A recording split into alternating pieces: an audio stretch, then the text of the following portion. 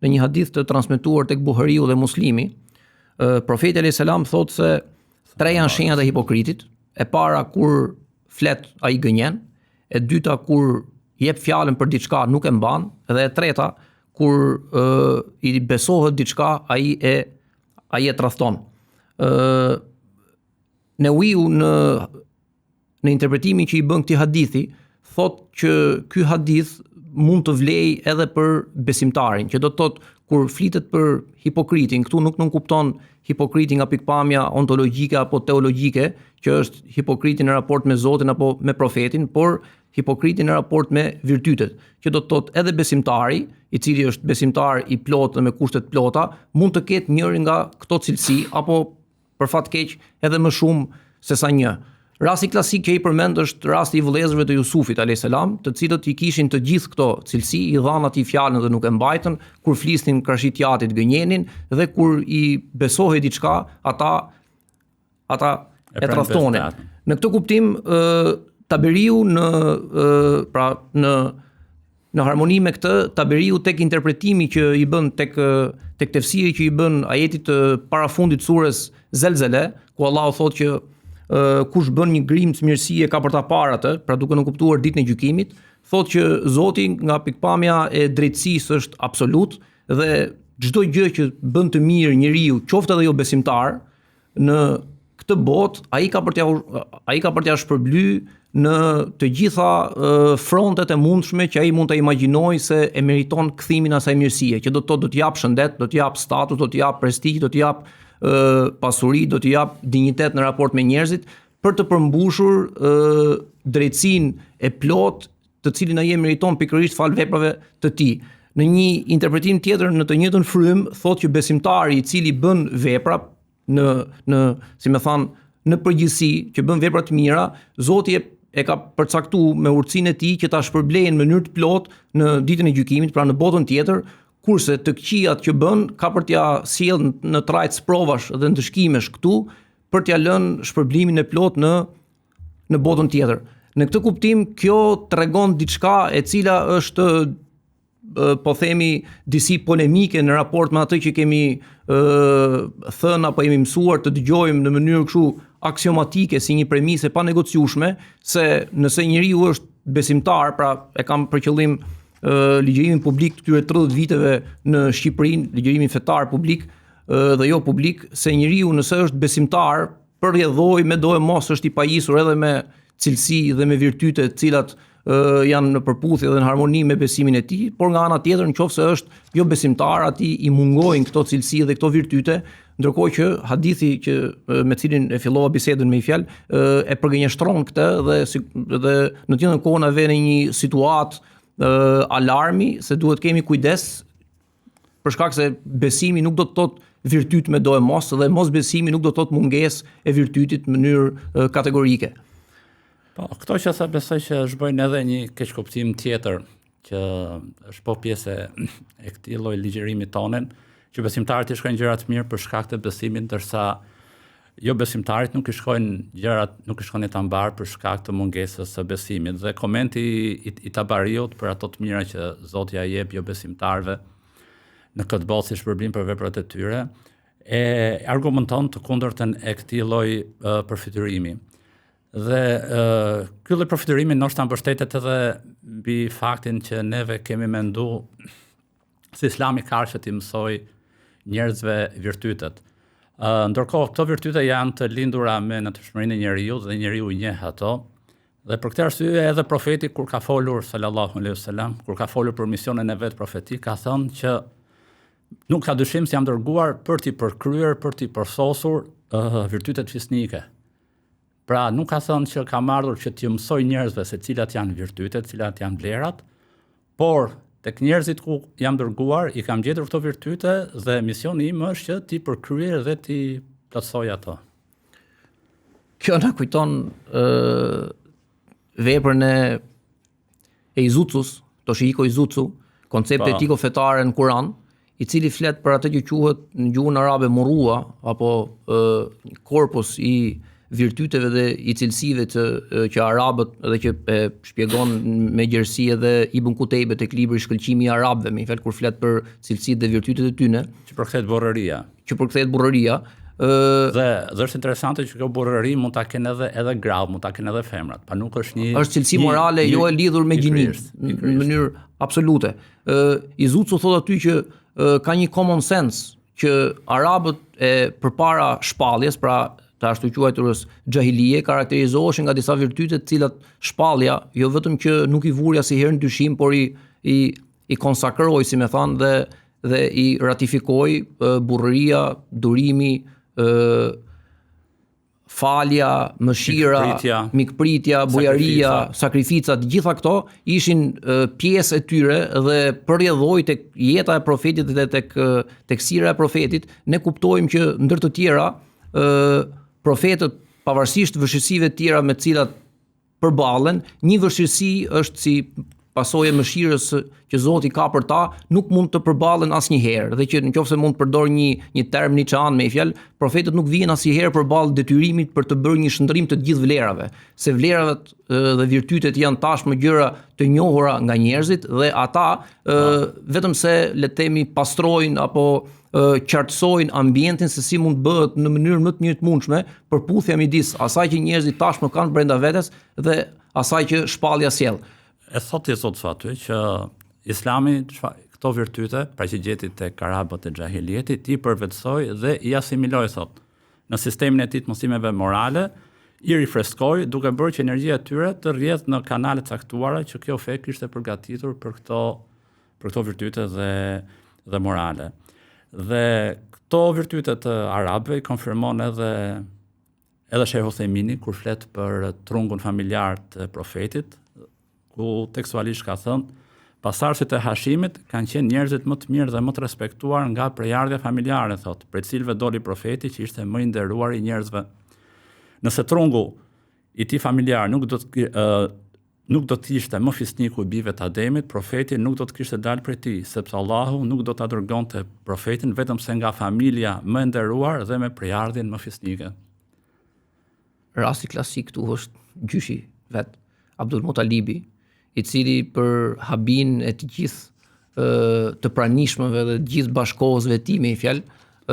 nderohet nga Zoti i Madh, pavarësisht se ishte një idhujtar në kuptimin e pastër dhe vdiqi i tillë, në kuptimin e pastër të fjalës, krenohet tek të tjerët për shkak të një begatie që Zoti ia va atij dhe që është ajo që në terminologjinë dhe leksikun islam ne më pas e quajmë keramet, me fjalë që është ëndra e famshme e gjetjes së ujit të Zemzemit pasi ai ishte humbur dekada më parë për shkak të konflikteve të brendshme në Mekë. Dhe fakti që Zoti i jep atij një keramet pa qenë besimtar do të thotë që Zoti zgjedh disa nga njerëzit të cilët ai e di ndër të tjera që do të vdesin jo në përputhje me atë që ai dëshiron, por zgjedh që t'i begatojë dhe t'ju jap mirësi për shkak se ata kanë të mbrojtur tek me fjalë ontologjia dhe qenia e tyre disa cilësi dhe virtyte të cilat në përputhje me atë që thot Taberiu në fillim, me fjalë siç e thash, ai ja ka bërë detyrim vetes që t'i shpërblej në status dhe në prestigj dhe në mirësi në jetën e kësaj bote, sigurisht siç është rasti i Abdul Mutalibit. Dhe kjo pastaj është në harmoni të plotë që vetëm një gjysh të tillë mund të kishte profeti dhe vetëm një person i tillë që mund të gëzonte keramete të tilla edhe pa qenë besimtar mund të vijonte linja e tij me fjalë të sillte në këtë botë njerëz si i dërguar i Zotit gjithë njerëzimit profetin alayhis salam. Shembull prap nga trungu familjar i profetit është edhe gjyshi i tij Ebu Talibi, dhe Xhaxhai, po. Dhe për një ajet që ka zbritur për Ebu Talibin në surën Kasas, Allahu thot Kur'an që ti nuk mund të udhëzosh atë që do, ndërsa Allahu udhëzon atë që dëshiron, dhe ai e di më mirë se kush mund të udhëzohet. Dhe komentuesit ka thënë që ky ajet ka zbritur për dëshirën e madhe të profetit që të udhëzohej Xhaxhai, dhe Tabariu thot aty që edhe sikur të themi se ajeti nuk kupton dashurinë e profetit për personin që i dëshiron udhëzimin, që në këtë rast është Xhaxhai Ebu Talibi, për shkak të afërsisë me të, kuptimi do të ishte i saktë i ajetit, që do të thotë që përveç se janë konfirmuar virtytet e jo besimtarëve, është konfirmuar edhe dashuria që profeti kishte për Xhaxhan e vet dhe që muslimanët mund të kenë për njerëzit e mirë, të vërtetshëm dhe të moralshëm. Një herë jo besimtar. Për fat keq. Po, dhe që nuk janë besimtarë në të kohë. Ti po flet më shumë për linjën dhe trungun familjar të profetit sallallahu alaihi wasallam, por Benu Hashimit në mesin e Kurajshve nuk ishin të vetmit, të cilët gëzonin cilësi dhe virtyte të rralla. Edhe Benu Umejet, edhe Benu Mahzumët, edhe të tjerët kishin eksponentë të rëndësishëm të nën klaneve mekase. Një pjesë e tyre u bë besimtar, një pjesë e tyre nuk u bë besimtar, por rasti klasik për shembull që më kujtohet nga sira është ai Uthman ibn Talhës, që lidhet me drejt për drejti me nënën e nderuar besimtarëve Ummu Saleme. Situata ne dimë fjalën në Mekë ishte më shumë se sa e vështirë dhe Ebu Saleme kishte fatin e keq që ishte dikush i cili kishte ardhur nga jashtë Mekës, ishte martuar me një mekase siç ishte Ummu Saleme, ashtu njihet në historiografinë islame, dhe ata kishin një djalë. Dhe në momentin kur ai vendos që të emigrojë drejt Medinës për tek profeti sallallahu alaihi wasallam, ndodh një zallamahie e madhe në përputhje me atë që ata e quanin hak të tyrin për të përcaktuar po, dhe që rolet. Ebu Seleme emigron, ndërkohë që fisi i Ebu Selemes i mban fëmijën, dhe Seleme nuk arrin dot që të emigrojë. Të shoqen dhe pastaj fëmijën. Pastaj fëmia ndahet në qoshe tjetër sepse prindërit njerëzit e fisit të shoqit thonë që ky na takon ne, ti mund të ish me Kurajshët. Dhe që Seleme dilte çdo ditë aty dhe vajtonte, derisa aty udhimset Seleme dhe japin leje të emigrojë me gjithë fëmijën. Dhe ajo është shkreta në mënyrë më të habitshme të mundshme, me fjalë merr fëmijën, përgatit një deve keq dhe niset drejt Medinës e vetme. Edhe pastaj rrugës në një moment caktuar në një toponim që quhet Tanaim, dhe unë do doja që ta lexoja. Është ai vendi ku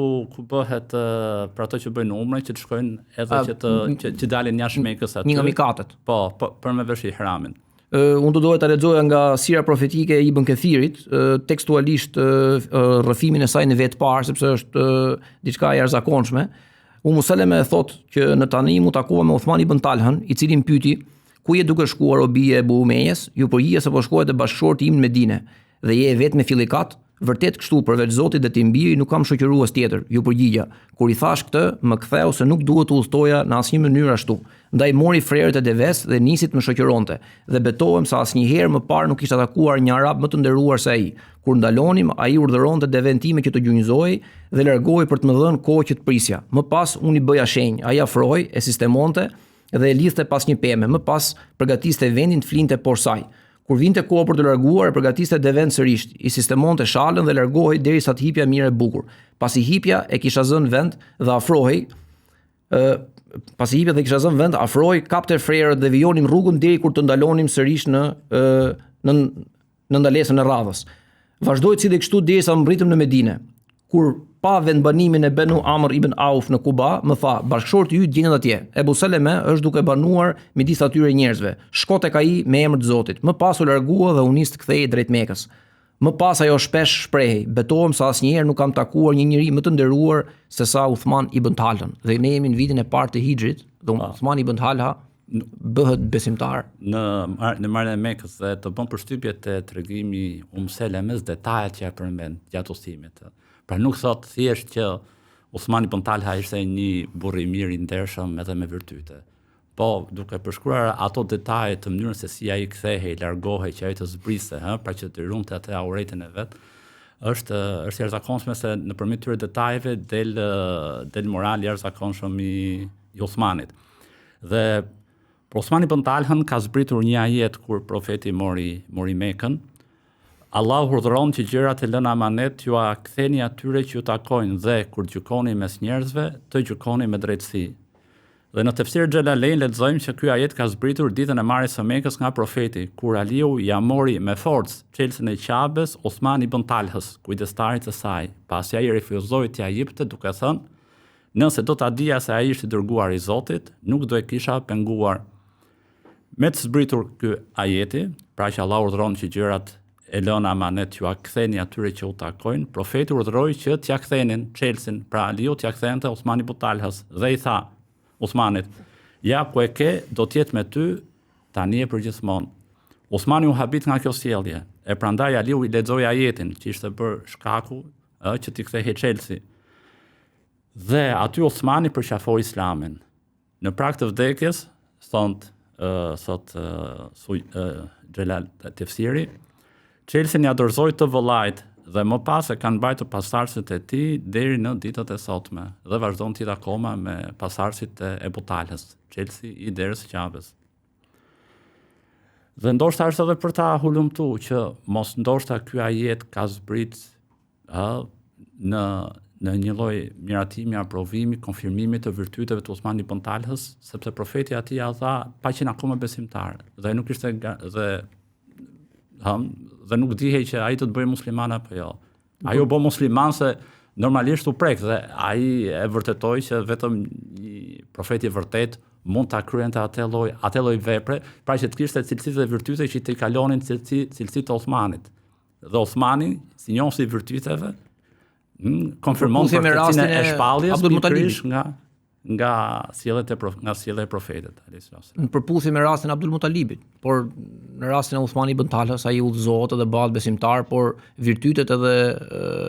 cilësia paraprake nga pikpamja e materialit njerëzor midis Abdul Mutalibit dhe Uthmani ibn Talhës shohim shumë ngjashmëri, sepse ne përmendëm zbulimin e Zemzemit, por Abdul Mutalibi sidomos tek Sira ibn Kathirit ka faqe të tana ku flitet për atë dhe ti habitesh dhe trishtohesh në fund fare, siç është e natyrshme të ndodhemi fjalë, si ka mundësi një njeri i tillë nuk udhëzohet. Sepse dashuria që të lind për atë është e natyrshme. Është e pashmangshme. Është e pashmangshme. Ai është e panatyrshme mos ta admirosh. Nëse mund ta themi kështu. Atëherë për këtë arsyeja e ekzistencës këtyre virtyteve, pra që lindin me njeriu, edhe janë pjesë e natyrshmërisë së tij, është fitra, pra natyrshmëria me të cilën lind njeriu. Dhe për cilën Ibn Taymija thot, ajo është fitra, pra natyrshmëria e lindur me të cilën janë të pajisura që në filles të gjitha qenjet njerëzore. Lirësia e zemrës, gatishmëria e saj për të pranuar të vërtetën në mënyrë të tillë që nëse do të lihej në natyrshmërinë e saj dhe nuk do të ndotej, atëherë nuk do zgjidhte rrugë tjetër përveç Islamit. Dija e përcjellur nga fitra, thot Ibn Taymija, rrënjoset thellë në karakterin e njeriu dhe mbillet në shpirtin e tij. Sado që njeriu të mundohet të shirohet nga ajo dije, ai nuk do të jetë në gjendje që ta heqë plotësisht atë nga vetja. Shpallja hyjnore ushqen fitran, e përforcon dhe e plotëson atë. Fitra dhe shpallja hyjnore janë si shembull i farës me tokën pjellore. Të dy këta elemente plotësojnë dhe ushqejnë njëri tjetrin. Pra për të kthyer edhe te hadithi që përmendëm i profetit alayhis salam tek Ahmedi, që jam dërguar për të përkryer virtytet fisnike, të cilat gjenden te fitra dhe shpallja, përkon me to dhe i plotëson në formën më të përsosur. Kjo është në harmoni edhe me diçka tjetër që shpesh dëgjoj një term të përdor keq nga besimtar, për fat keq edhe nga imam, përmendin që ashtu siç të gjitha ideologjitë e tjera apo të gjithë grupet e tjera të shoqërisë apo të gjithë grupet e interesit në kuptimin fisnik dhe të njëjtë fjalës dhe të keqin këtë sfond, bëjnë propagandën e tyre, edhe muslimanët duhet bëjnë propagandën e tyre. Ideologjia është e lidhur ngushësisht me propagandën, sepse ideologjia nuk është asnjëherë në përputhje me rendin ontologjik dhe mënyrën se si funksionojnë gjërat si tek njeriu ashtu edhe tek shoqëria. Kurse shpallja hyjnore është e lidhur pashmangshmërisht dhe ngushësisht me ftesën për tek Zoti dhe jo me propagandën, sepse shpallja hyjnore gjithsa duhet i bëhet, pra gjithsa një profet duhet bëj, është që të plotësoj kushtet më të mira të mundshme, se si ajo që shpallja sjell të jetë në harmoni plot me atë që tashmë njeriu ka dhe që e njeh paraprakisht duke e pas mrena vetes vet, duke qenë si njohja e Zotit në përputhje me atë besatimin dhe zanafillën hyjnore në botën e para ekzistencës, ashtu dhe mbrojtja paraprake dhe e natyrshme mrena tij e admirimit për të mirën dhe neverisë ndaj të keqes dhe e njohjes paraprake se ç'është e mirë dhe ç'është e keqe me dallimet përkatëse me fjalë. Këto dy dimensione mund të përmendim për fitrën kryesore, pra që fitra e njeh Zotin, krijuesin e saj, dhe njeh edhe virtytet. Dhe edhe te historia që përmene e Osman ibn Talhës, pra kur Ebu Talha e përcjell Seleme në Medinë, Yathrib që quhen në atë kohë, i thot shko me emrin e Zotit. Pra e përmend emrin e Zotit dhe është ndoshta e mirëkuptueshme që ai atë vepër që e bëri për hir të Zotit dhe për hir të besimit që ai kishte. Dhe për këtë besim që është pjesë konstituive ose pjesë përbërëse e fjetrës, kemi ajetin e surës Araf, ku Allahu thotë, risill në kujtes, kur Zoti yt nxori nga bijtë e Ademit nga jetët e tyre, pasardhësit e tyre dhe i bëri të dëshmojnë. A nuk jam Zoti juaj? Ata u përgjigjen, po dëshmuam. Dhe Sejt Hussein Nasr thot në lidhje me këtë ajet në librin Stadi Kuran, ndonë se qenien njerëzore nuk e kujtojnë këtë marrëveshje para ekzistenciale, është e kuptueshme se dëshmia e sundimit të Zotit e dhënë nga ana e tyre ka lënë një vulë të pashlyeshme mbi shpirtra dhe ka rrënjosur përgjegjësi morale mbi ta. Kur këta shpirtra futen në trupa toksor dhe arrin moshën e të kuptuarit dhe të përgjegjësisë morale, atëherë dija e rrënjosur qysh në krijim rizgjohet tek ata që besojnë, sapo të hasin me mësimet profetike dhe shkrimet e shenjta, të cilat shërbejnë si përkujtuese dhe përtëritëse të marrëveshjes së tyre fillestare me Zotin. Dhe në të njëjtën linjë,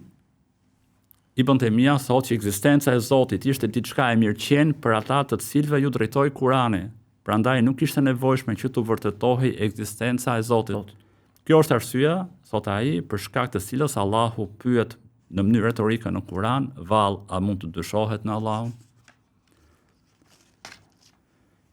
Dhe ngushtisht me këtë, qofse mund ta marr fjalën me fjalë,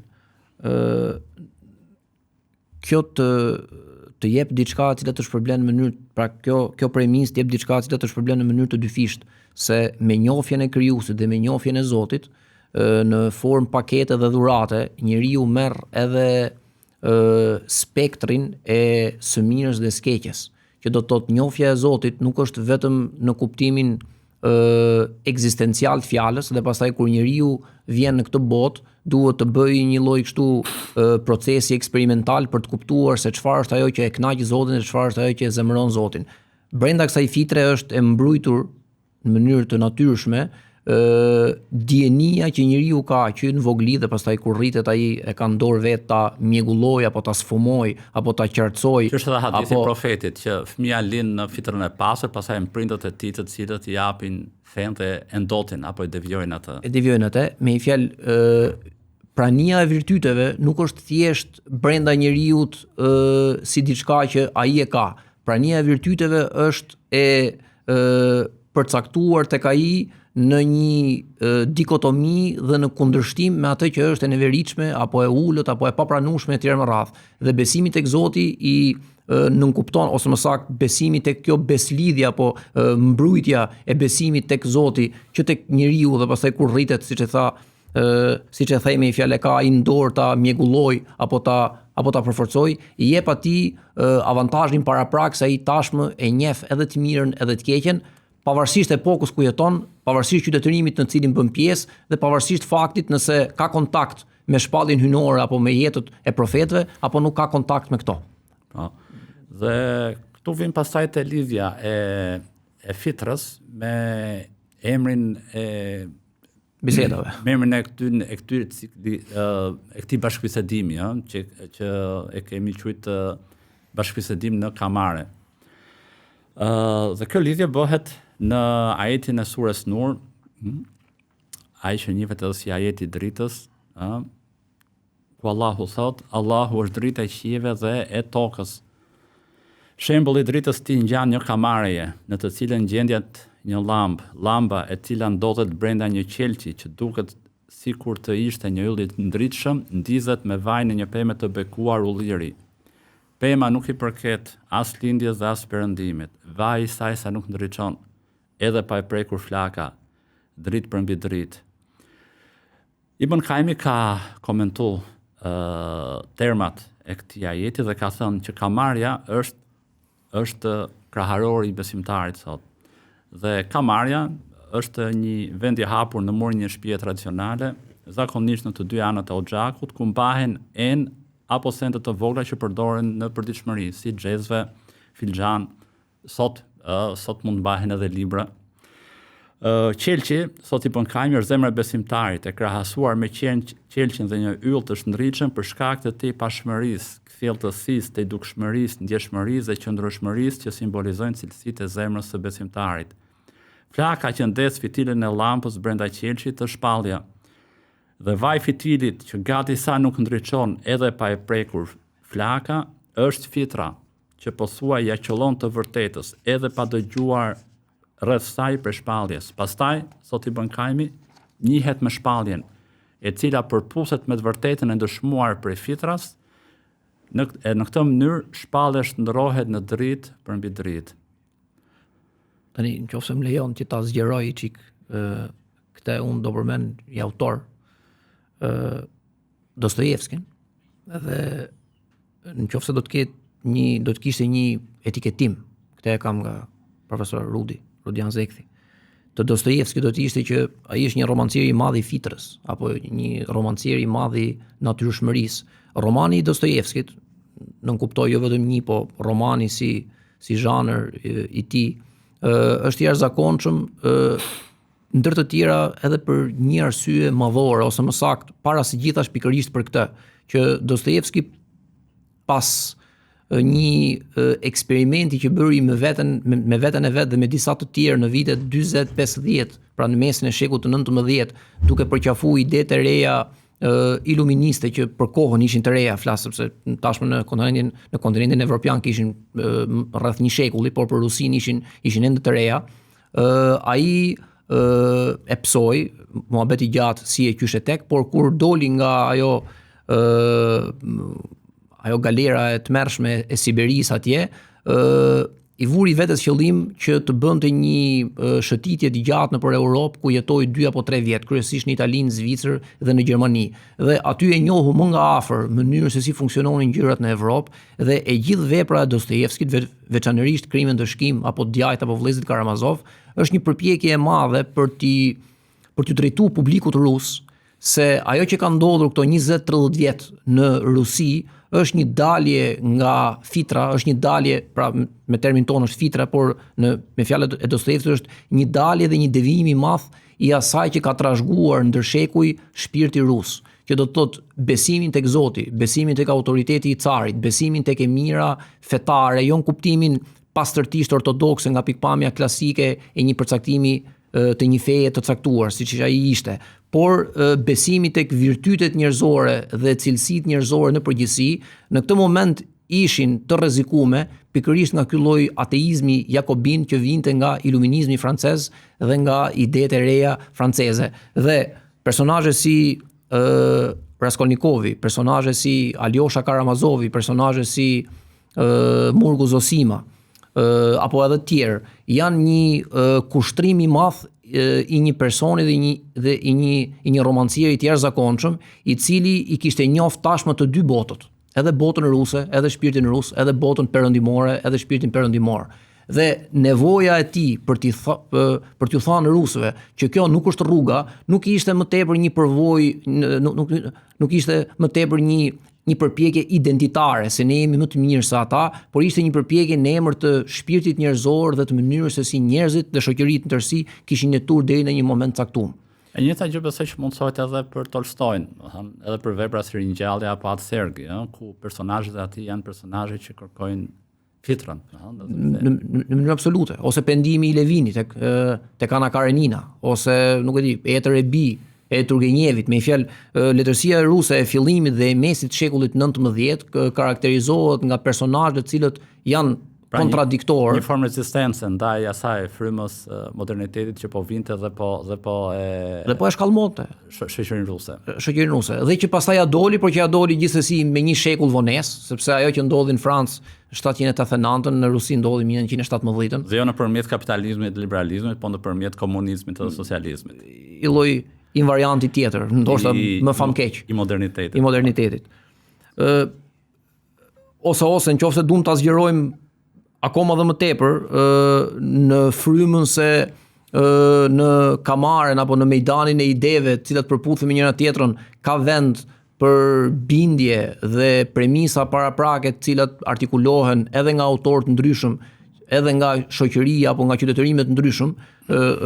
të ndryshme, një rast tjetër klasik që mëton apo që reflekton apo bën referencë tek fitra është edhe metafora e famshme e shpellës së Platonit, me fjalë tek libri i 7 i Republikës, që është dialogu i tij më i rëndësishëm, Sokrati bashkë me disa bashkëbisedues të tjerë me i fjalë, nxënës të tij, ju flet atyre për një situatë hipotetike, por që në të faktën rrezaton një qartësi të jashtëzakonshme. Ai ju thotë që ju ftoj të përfityroni që në një shpellë të gërmuar thellë janë të lidhur me vargonj me zinxhir disa njerëz që kanë qenë në atë gjendje që në lindjen dhe në fëmijërinë e tyre. Pas tyre është një zjarr enigmatik i ndezur fort dhe midis zjarrit dhe këtyre të burgosurve është ndërtuar një lloj ure, një lloj kështu konvejeri në cilin mbi të cilën në shtratin e cilës çdo ditë në mënyrë të vazhdueshme dhe permanente kalojnë objekte, kalojnë njerëz, kalojnë kafshë, kalojnë vegle etj me radhë dhe për shkak të hijes që këto bëjnë në murin tek i cili përballë cilit të burgosurit shohin, ata fal këtyre imazheve fillojnë të ndërtojnë perceptimin e tyre për botën, pra për atë që ata i quajnë botë dhe që është brenda shpellës tyre. Pastaj thotë Sokrati për një moment përfituron sigur njëri prej tyre arrin që ti shkallmoj zinxhirët, del prej aty dhe del plotësisht sheh zjarrin, pas sheh ato objektet që kalojnë, por vendos që të ketë guxim dhe të dalë jashtë shpellës. Kur del jashtë shpellës, syti lëbyren nga forca e jashtëzakonshme e diellit dhe aty kupton që objektet dhe gjësendet e vërteta janë njerëzit dhe kafshët dhe veglat dhe mënyra si funksiononte bota në botën e prekshme dhe jo imazhet dhe iluzionet që ai shifte në murin përballë shpellës. Dhe këtu ka dy interpretime të mëdha që kanë nxjerr prej kësaj. E para është ideja që e përmend Eskili tek Prometeu, me fjalë tek miti i Prometeut, që dikush pasi sheh të vërtetën rikthehet tek njerëzit, sepse ai kur kthehet tek ata nuk e besojnë, që do të thotë fillojnë dhe krijojnë aversion ndaj tij. Dhe është metafora e personit cili iluminohet, ndriçohet, përqafon një zbulesë, bën një zbulim dhe ja u transmeton atë të tjerëve, por e dyta dhe që është në harmoni me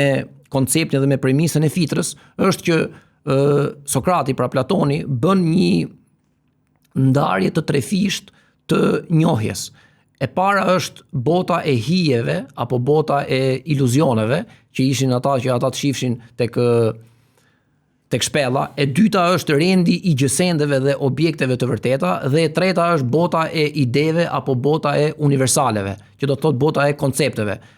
Platoni thotë që njeriu i ka të mbrojtura vetvetiu këto, dhe në qoftë se ky njeri nuk do t'i kishte këto, atëherë ai person që doli nga shpella do ta kishte jo të vështirë, por do ta kishte të pamundur që të mësohej me botën e tjerë, me botën e të tjerëve dhe jo me botën e vet. Por Platoni thot pikërisht këtë, dhe që bën dritë kjo që tham, është që ai kishte tashmë të njohura